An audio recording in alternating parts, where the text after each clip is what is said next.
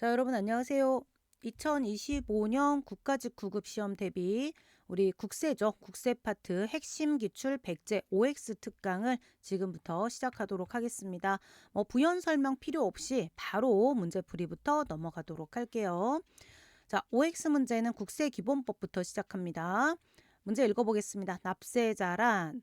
자, 여러분께서 문제 읽으실 때 항상 뭐부터 하셔야 돼요? 네, 끊어 읽기 하셔야 되고요. 더불어 괄호는 나중에 읽으셔야 됩니다. 다시 읽겠습니다. 납세자란 납세 의무자 괄호 빼고를 말한다. 자, 지금 뭔가 이상합니다. 납세자는 항상 기억하세요. 의무자 플러스 의무자이다. 자, 납세자가 의무자 플러스 의무자라면 납세자는 납세 의무자 플러스 징수 의무자이다. 지금 뭐가 빠졌죠? 징수 의무자가 빠졌습니다.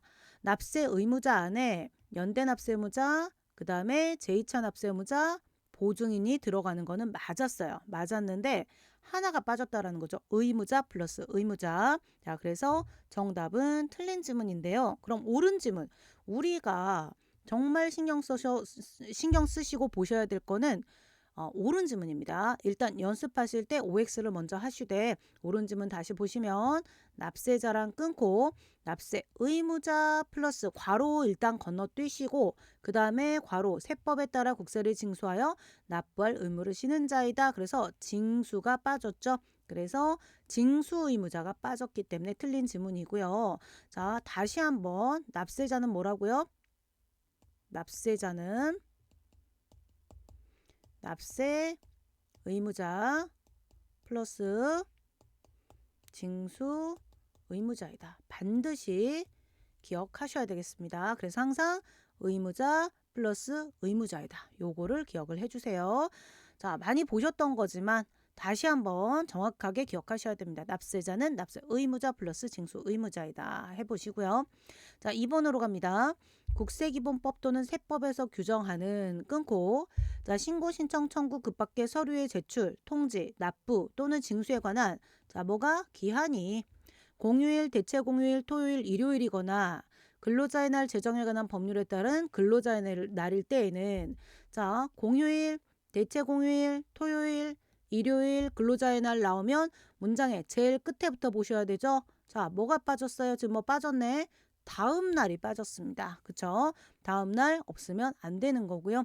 자, 그래서 틀린 질문. 그래서 어디가 틀렸다? 다음 날. 다시 읽어보시면 국세기본법 또는 세법에서 규정하는 신고 신청 청구 그 밖의 서류의 제출 통지 납부 징수에 관한 기한이 신고 신청 이런 게 중요한 게 아니고 기한은 기간의 마지막 날이죠.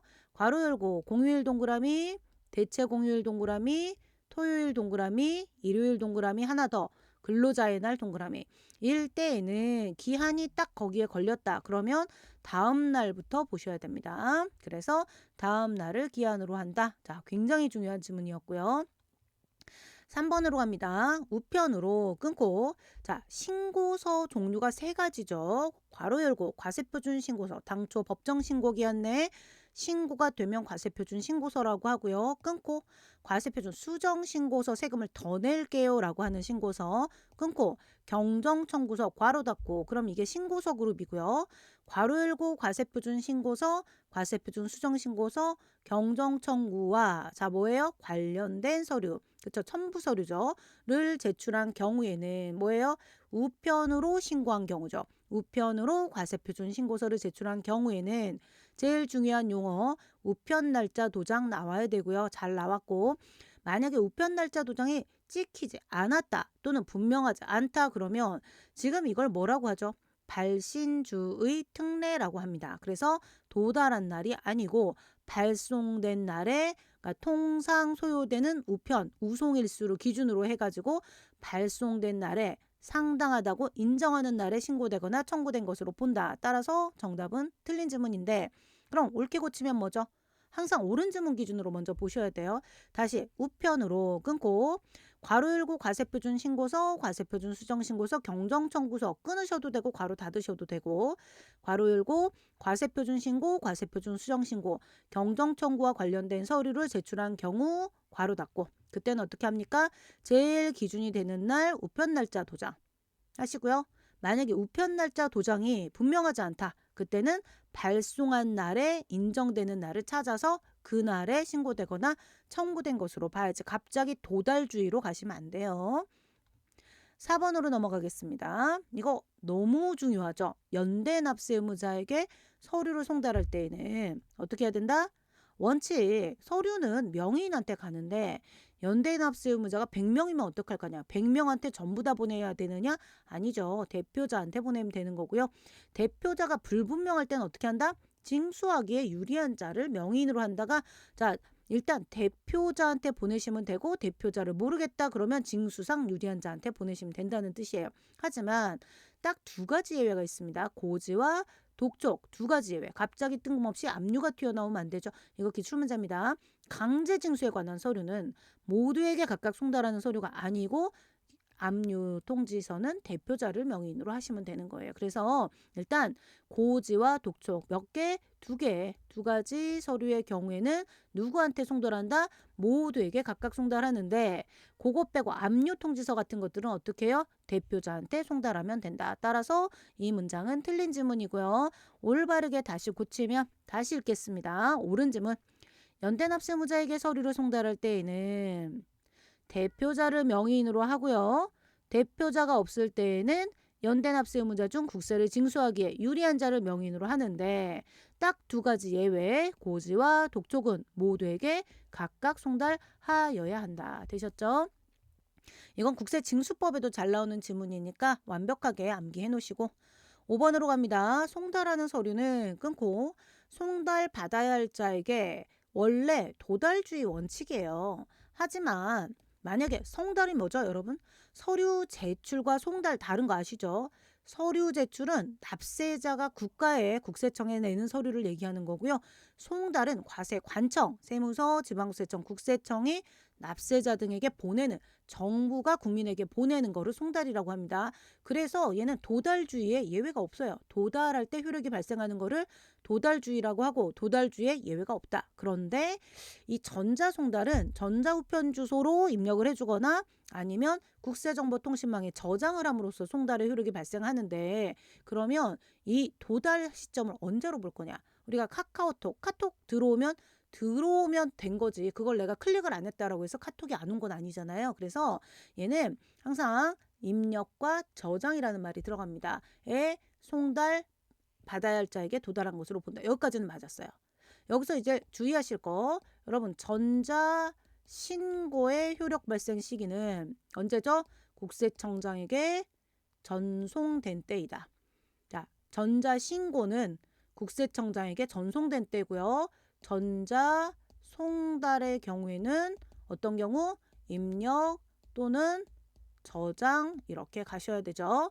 그런데 공시송달은 얘는 또 다른 거예요. 공시송달은 자 항상 제가 라임 타죠. 서류의 주요 내용을 자 공고한 날 14일 지난 날 틀렸다 14일이다. 그렇죠? 공고한 날 14일 지난 날 공고한 날 14일 지난 날 그래서 틀린 지문인데 그럼 옳은 지문 앞에는 다 맞아요. 전자송달은 원래 도달주의가 맞지만 전자송달은 입력 저장이 키워드고 공시송달은 공고한 날 14일 지난 날 그래서 송달의 효력 발생 시기도 시험에 잘 나오는 지문이니까 열심히 외워놓으시기 바랍니다.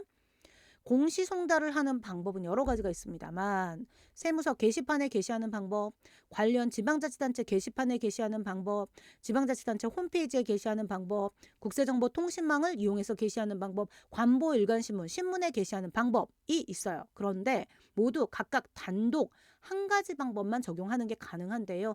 유일하게 국세정보통신망을 통해서 국세정보통신망은 다른 공시송달과 함께 하여야 합니다만 지금 여기 갑자기 세무서가 들어갔죠. 세무서 게시판은 단독으로 세무서 게시판에 게시하는 것만으로도 됩니다. 딴 거랑 같이 안 해도 돼요. 딴 걸랑은 뭐야? 그죠? 자, 그래서 정답은 X. 그래서 공시송달의 경우에는 송달의 효력이 발생하려면 다른 공시송달과 함께 하여야 하지만 그 외에 다른 공시송달 방법 여러 가지 세무서 게시판에 붙이는 등의 방법은 다른 방법과 함께 하지 않아도 송달의 효력이 생긴다. 이 지문도 거의 시험에 5번인가 나온 지문이에요. 되게 중요한 지문입니다. 다시 나올 거니까 열심히 암기해 놓으시고요. 자, 유치송달에 대한 내용입니다. 여러분, 유치송달이 뭐죠? 두고 올 수 있다. 그 자리에 두고 올 수 있다. 송달, 명의인에게 송달 장소에 가서 송달하는 게 원칙이지만 명의인이 위배가 됐어요. 하지만 이게 송달 장소에 갔어요. 갔는데 본인 자신, 서류 송달을 받을 본인 명의인 자신은 없어도 사리 분별을 할 수 있는 자가 있다 그러면 그 사람한테 직원이라든가 가족한테 전달해 줄 수 있죠. 그것도 송달의 효력이 발생하는 건데 그거 말고 만약에 그러면 송달 장소에 안 갔어요. 근데 만약에 세무서에 송달 받을 명의인이 왔다. 그러면 송달 받을 자가 거절하지 않는다면, 거부하지 않는다면 혹시 명의인이 충족되고 요건이 충족되고 송달 장소가 위배된다고 하더라도 본인이 거절하지 않으면 일단 송달의 효력이 생기는데, 자, 명의인을 지금 보시면 송달 장소에 가서 명의인을 만날 수도 있어요. 자, 서류를 송달해야 할 자를 만나지 못했을 때는 어떻게 한다? 사용이나 그 밖의 종업원 또는 동거인으로서 제일 중요한 건 사리 판별을 할 수 있는 사람에게 송달 가능해요. 여기까지가 문장 하나고요. 근데 교부뿐만이 아니라 그냥 우편이 아니고 등규편이 들어가, 아무 우편이 아닙니다. 등규편이에요. 교부와 등규편이 동급이고요.